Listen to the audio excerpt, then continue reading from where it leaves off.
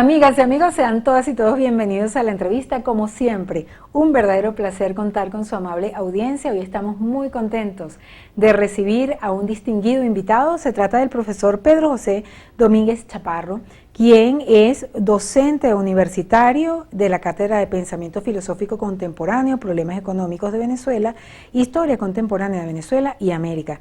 Pero no solamente eso, sino que tiene una historia bien interesante, ya que es oficial de la Armada en grado de capitán de fragata con 25 años de servicio en situación de retiro, licenciado en Ciencias Navales, mención electrónica, especialista en flota de operaciones navales, licenciado en Comunicación Social, mención audiovisual, en fin, es divorleado y es una persona súper interesante, pero el tema que traemos hoy para hablar con este invitado es un tema vital y se trata precisamente de Venezuela, tierra de aguas, un llamado urgente a valorar nuestra riqueza hídrica.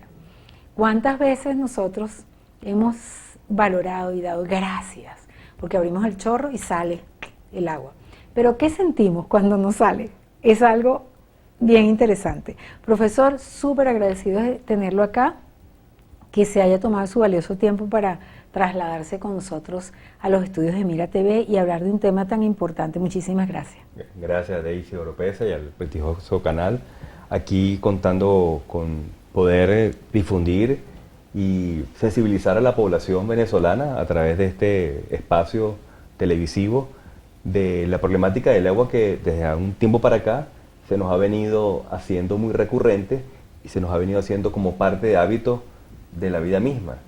Entonces, allí está el dilema que cuando, como dice un viejo adagio popular, cuando la costumbre se hace ley, bueno, nos adaptamos a eso, pero no es la idea, no es la idea. Profesor, nos damos cuenta, y eso es un tema contradictorio, que Venezuela sea una de las reservas hídricas más importantes de América Latina y del mundo inclusive, y que tengamos problemas de agua. Sí, bueno, esto viene, primero hay que entender que nosotros, Venezuela, está clasificada como entre el 8º y el 10º país en riqueza hídrica en razón del gran volumen de agua que dispone tanto en su fachada marítima como en los espacios fluviales y en los espacios lacustres.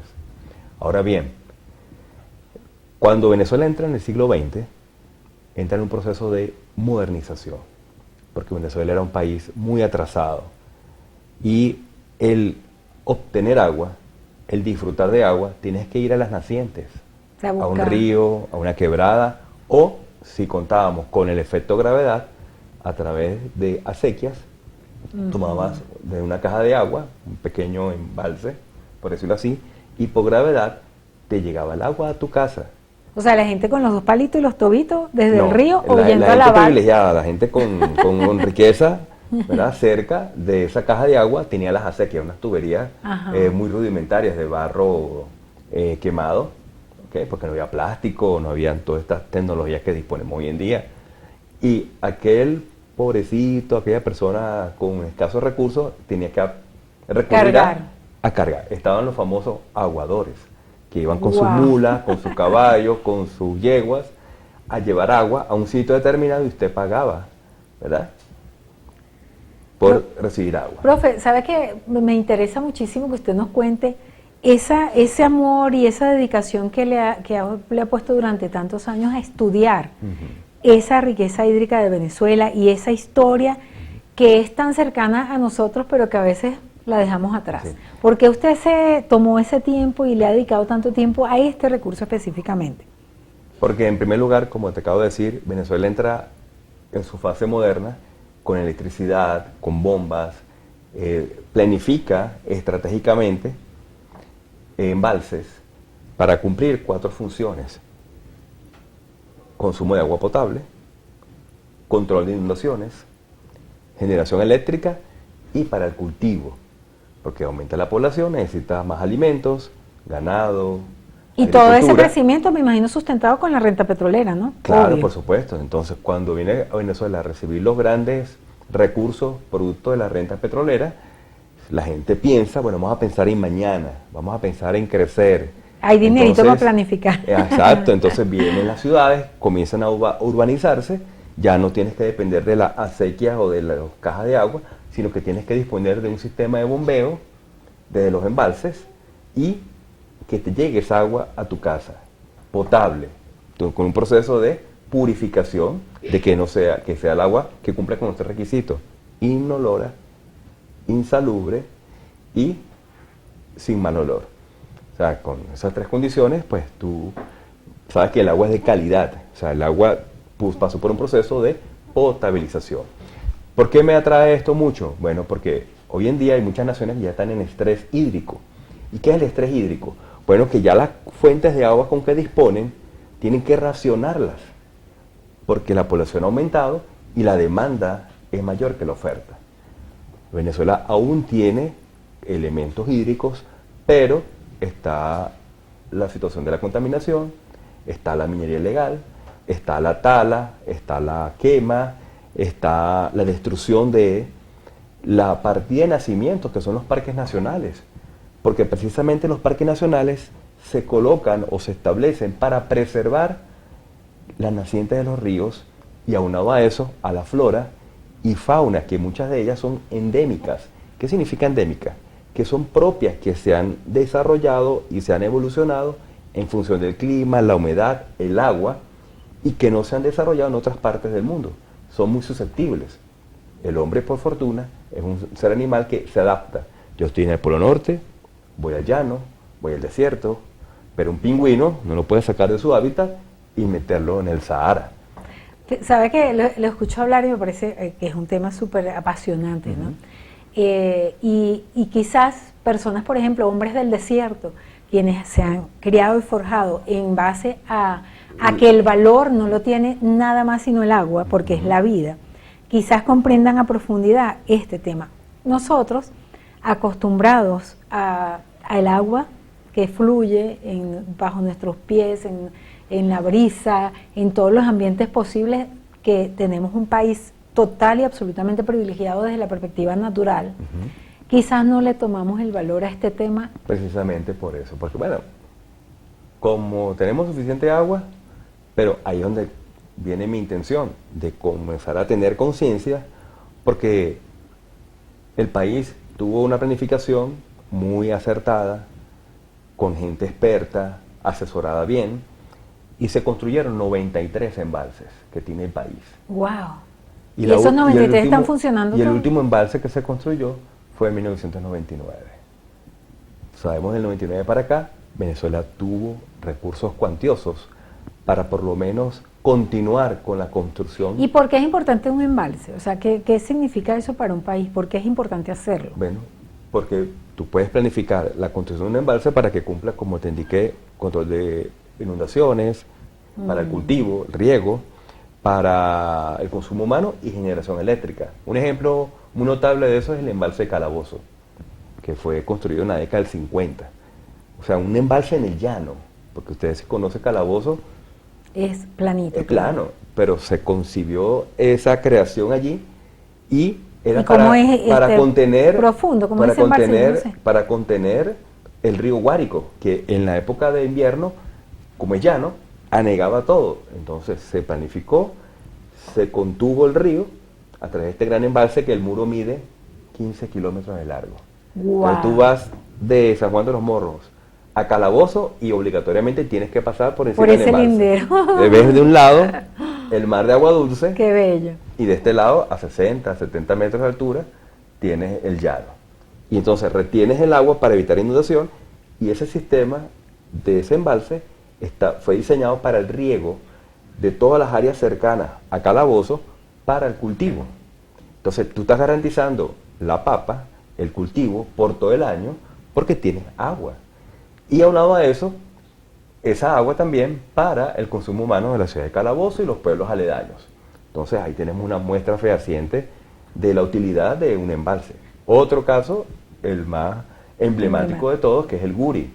Concebiste la fuerza hidráulica del río Caroní, que viene desde las montañas de los Tepuyes, con el río Churún, el río Carrao y todos los afluentes, y entonces diseñaste un embalse con una gran cantidad de agua que abarca la extensión del estado Carabobo, y diseñaste unas cantidades de turbinas específicamente para la generación eléctrica. Entonces, cuando sacaste los cómputos, evidenciaste que, wow, podemos consumir o podemos abarcar el 70% del consumo eléctrico de la nación a través de ese embalse. En aquella época, con aquella población, todavía claro. Todavía tiene su utilidad. Y ahora, en cuanto al potencial, bueno, usted acaba de señalar, ¿cuándo fue el último que construyeron? ¿En qué fecha? El 99. En el 99, no se han construido más. No se ha construido más. ¿Cuál es el potencial? ¿Cuáles son las posibilidades? ¿Dónde se podría construir otros embalses, por ejemplo? En primer lugar, tenemos que preservar y darle mantenimiento a lo que tiene.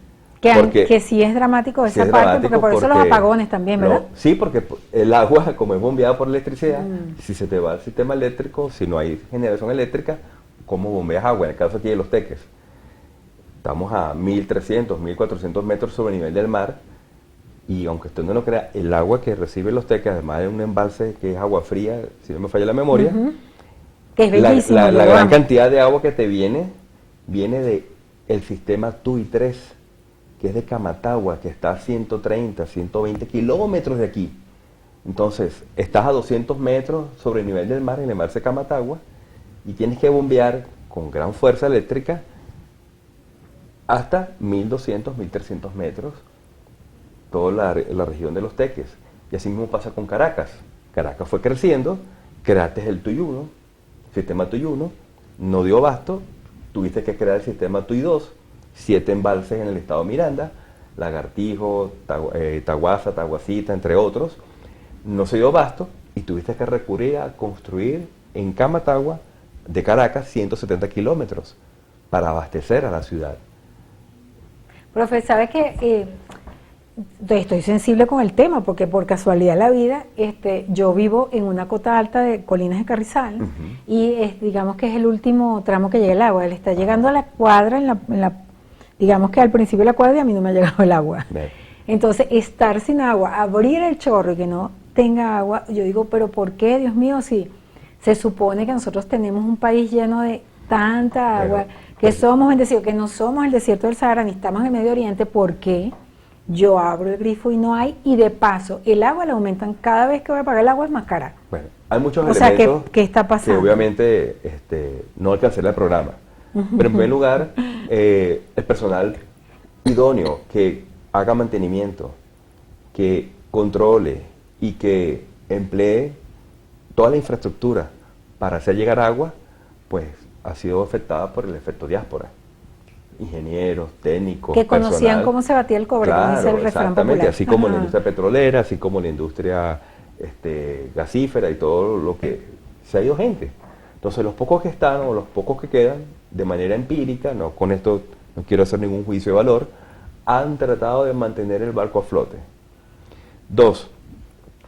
Dicen que las tuberías también están muy bien. Claro, porque es que esto es mantenimiento. Aunado a eso, la planificación. Si en 1999 o en la década de los 90 éramos 18 millones de venezolanos, tú tienes que meter cómputos para determinar las necesidades a proyección a futuro, cuánta agua necesitan las ciudades. Entonces ahí viene la planificación, dónde podemos construir un embalse, dónde tenemos que tener o cómo podemos subsanar el déficit que tenemos. Por ejemplo, las islas Aruba, Curazao y Bonaire no disponen de tantos ríos o grandes fuentes de agua dulce. Hicieron una gran inversión, que es sacar agua del mar, potabilizarla, y con eso me parece como mágico. Y con eso, ¿verdad?, se atienden a la demanda turística, porque viene el turista, se baña en la playa, tiene arena, quiere llegar al hotel, a la posada, bañarse. Claro. Entonces, y garantiza que esa agua sea potable. Entonces, por ejemplo, aunque usted no lo crea, el sistema de suministro de agua para Caracas no solamente es para Caracas, sino Guatire, Guarena, La Guaira, Catenamarra, los Altos Mirandinos. Oye, un sistema muy noble. Y robusto, ¿verdad? Que esa gente cuando hizo esos trabajos lo hizo bien hecho. Claro. De verdad que vale la pena entonces, reconocerlo. Lo que hay que hacer es hacer mantenimiento de lo que ya tenemos, buscar la manera de darle sostenibilidad para que su tiempo de vida útil se prolongue aún más, e ir planificando las necesidades de la población en cuanto al agua, y así como el agua, el sistema eléctrico, el transporte, escuelas, hospitales, educación, fuentes de trabajo. O sea, todo es Sí, meter. en nuestro país hay personas tan valiosas que saben cómo ha funcionado. Estoy realmente, gratamente a gusto, pues, conversar con nuestro invitado Pedro José Domínguez Chaparro, quien sabe tanto del sistema hídrico, y así como él hay tanta gente que tiene ese valor, que conoce y sabe lo que hay que hacer. ¿Por qué no se hace? ¿Por qué no se escucha a esta gente especialista? Eso lo vamos a analizar en la próxima parte de este espacio.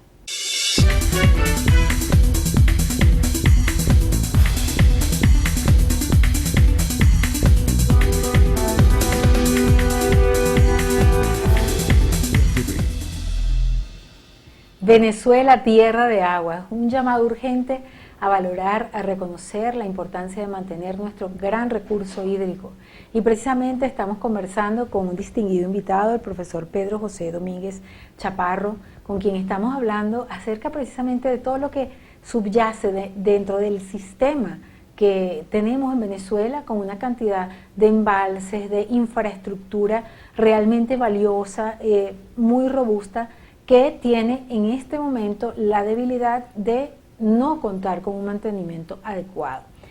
Hay personas en Venezuela todavía expertas que saben y conocen lo que hay que hacer, que entienden cómo funciona este sistema, y es el caso de nuestro invitado.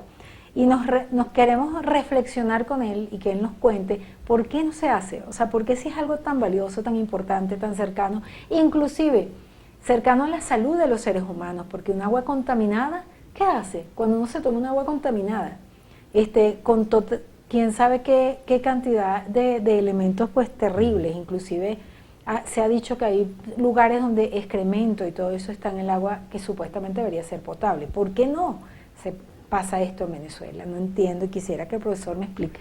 Bien, bueno, gracias Daisy por la oportunidad nuevamente. Hay unos elementos muy importantes y en esto pues me valgo de utilizar este medio de comunicación, que es a través del mismo educar, enseñar a la gente. Por ejemplo, aquí en tu espacio, ¿sabe usted, habitante de Los Teques, de los Altos Mirandinos, cómo le llega el agua? Entonces ya sabiendo, obteniendo la información, oye, no botes el agua porque esa agua viene de muy lejos. O no contamines el agua. Conciencia. Lo otro importante es, digo yo, un binomio que pudiéramos también a través de los medios de comunicación con el Ministerio de Poder Popular para la Educación. En las escuelas se enseña, en la escuela se ilustra o se enseña a los niños, a los jóvenes y adolescentes, hasta en el ámbito universitario, la problemática del agua o cómo te llega el agua, cómo debes utilizar el agua correctamente.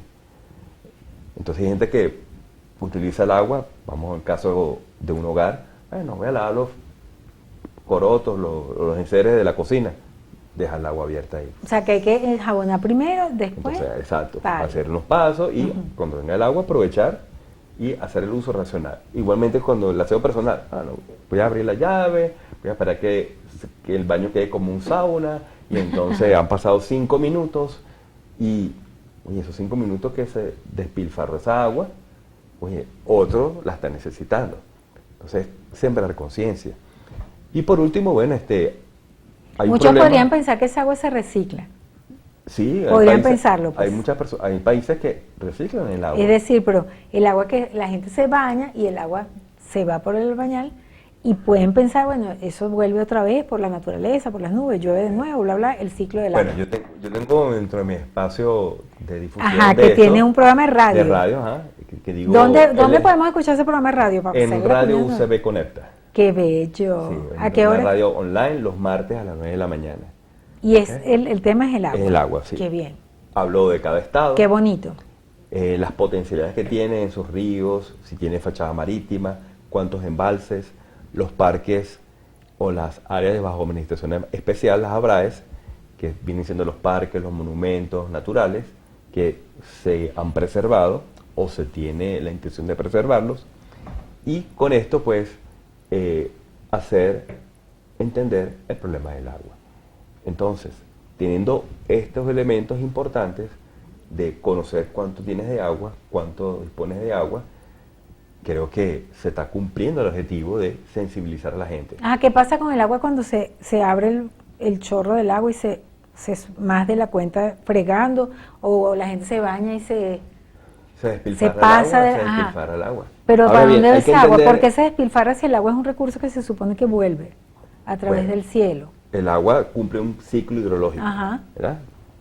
Se condensan las nubes, producto de esa evaporación, las nubes tienen un tope, digámoslo así, de retención del agua, atrae el vapor, se viene a decantar o se viene a manifestar a través de la lluvia, esa lluvia cae sobre la superficie por efectos de correntía va generando riachuelos, quebradas, que se van sumando uno que otro, que vienen siendo los afluentes, hacia los grandes ríos, y esos grandes ríos pueden ser aprovechables para diferentes embalses, como mencioné, y finalmente llegan al mar.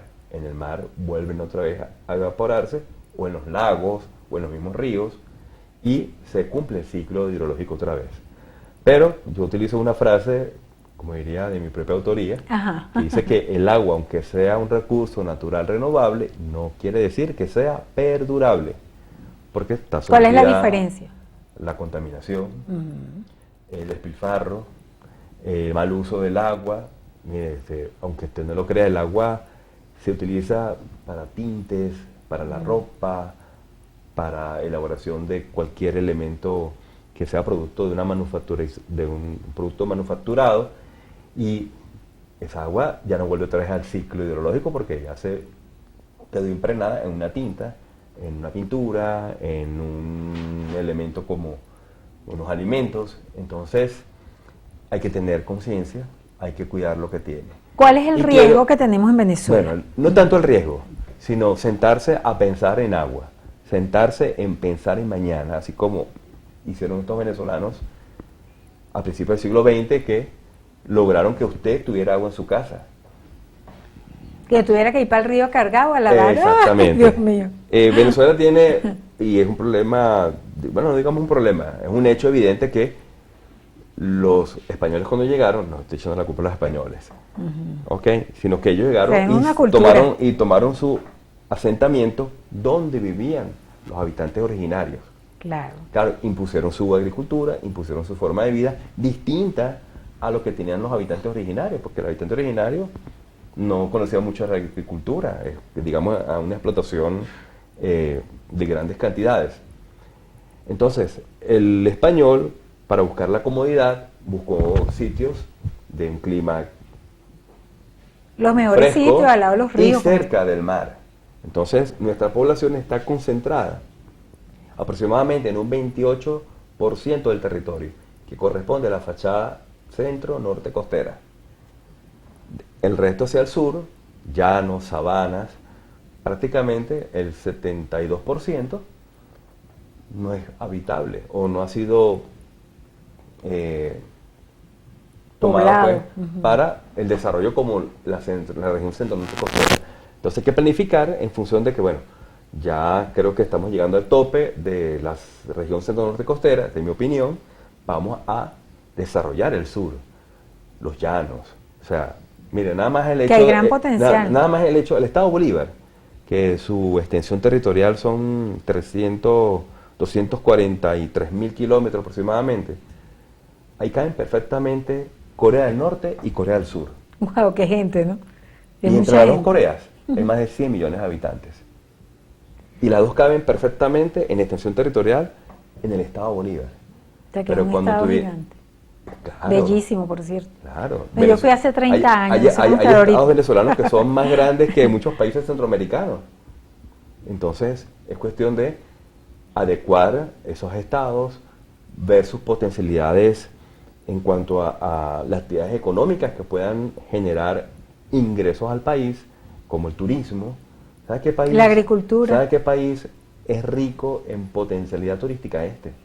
Porque usted está aquí, salimos en una hora y llega a un ambiente playero. Sí, sí. Tenemos grandes espacios bellísimos. Rueda todos. 2, 3 Incluso horas más. hasta desiertos. Que 2 o nosotros 3 horas vamos- más y estás en el llano. Hasta desiertos tenemos en ¿verdad? Coro. Entonces, hay que potencializar esa riqueza, Creo que aquí esa lo único que riqueza no hay es un turística, volcán.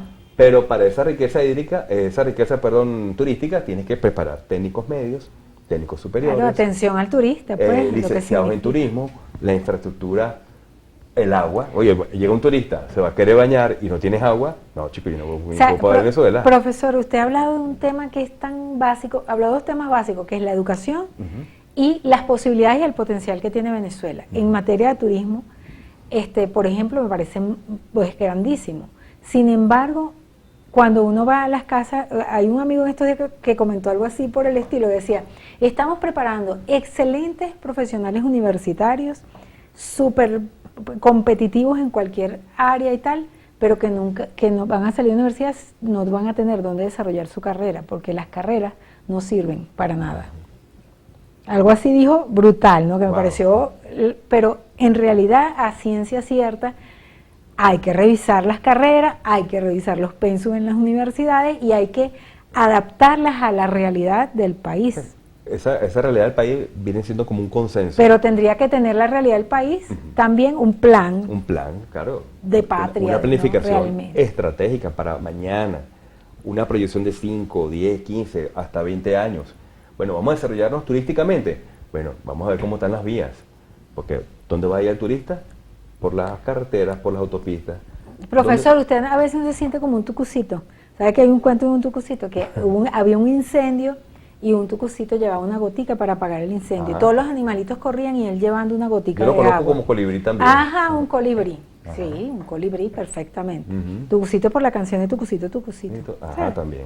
Bueno, lo cierto es que y los demás animalitos le decían, bueno, pero ¿para qué tú estás llevando la gotica si tú no vas a lograr apagar ese incendio? Y el colibrí le dice, porque yo estoy haciendo lo que me toca.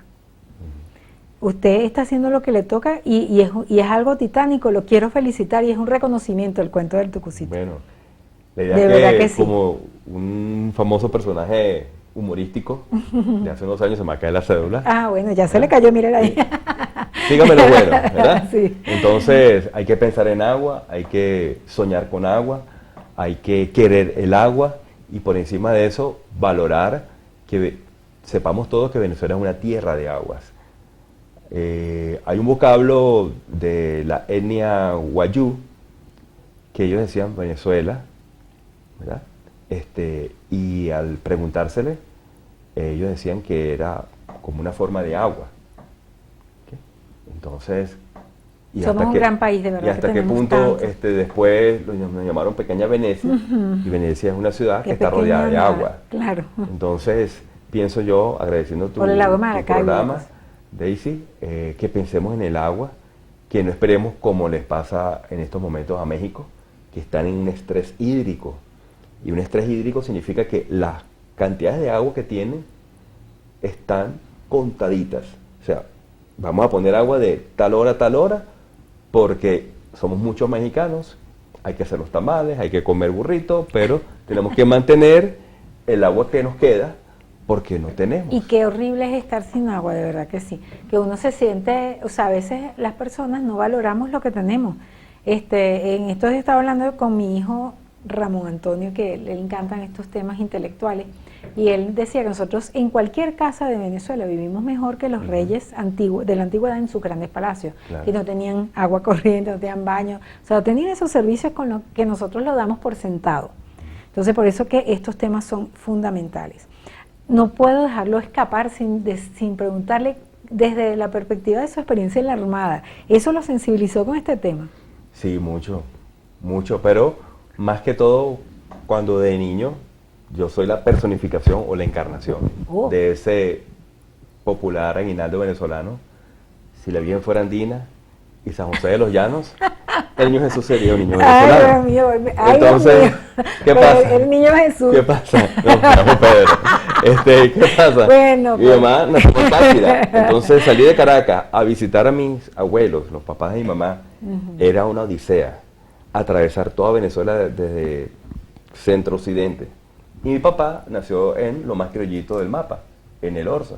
Entonces ver esas extensiones de llano, los caños, los ríos con grandes cantidades de agua, oye, me fue como sensibilizando, y se sumó a ello el hecho de ser oficial de la Armada, que conocí toda la fachada marítima, todas las islas de Venezuela, los puertos, en aras pues de la patrulla, el resguardo, la seguridad, y bueno, también echar su bañito de playa porque uno disfrutaba esos paisajes Y el valorar, o sea, cuando tú conoces algo y tú lo sientes y tú lo percibes y tú obtienes, oye, no hay nada más sabroso que pescar y te comas una buena catalana o un buen atún o un buen marisco, o sea, y tú dices, oye, ¿dónde sale esto?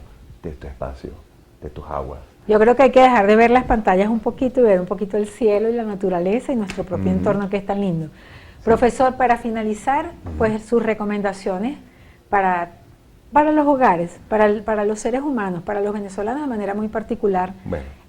Y para el mundo, porque este programa usted lo podrá ver a través de Gente de Hoy, en el canal de YouTube, en cualquier parte del mundo, así que... Bueno, tomo las palabras célebres del libertador Simón Bolívar, entre tantas frases y pensamientos que pudieran caber acá, pero digo yo que la gloria está en ser grande y ser útil. ¿Y qué significa eso? No ser grande y ser útil con cuentas millonarias o ceros, sino grande y ser útil en tu conocimiento que tú le puedas impartir a tus semejantes y que tú puedas sentirte útil en difundir, en este caso, por medio de este programa, y te lo agradezco nuevamente, que la gente ahora sepa que un vaso de agua, sepa que cuando vaya a lavar los enseres del hogar, que vaya a lavar el carro, no voy a dejar la manguera despilfarrando el agua, sino que un tobito, ser consciente y saber que esa agua que se puede estar despilfarrando, otros la estén necesitando. Esto salió hasta rimado. Esfuerzo. Y bueno, que querramos a esta Venezuela, que luchemos por esta Venezuela, que amemos esta Venezuela, todos los venezolanos. Muchísimas gracias, profesor. Encantadísima esta conversación. Gracias. Igualmente. Que con toda certeza va a sensibilizar a muchos y estamos a la hora. Que nos hace falta a todos nosotros ser más sensibles a los grandes temas. Muchísimas gracias, profe, por estar aquí.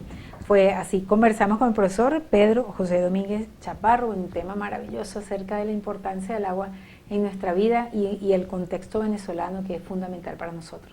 Nos despedimos a nombre de nuestro director Antonio Abrantes y quien tuvo el inmenso placer de conversar con ustedes, Deisy Oropesa. Hasta la próxima.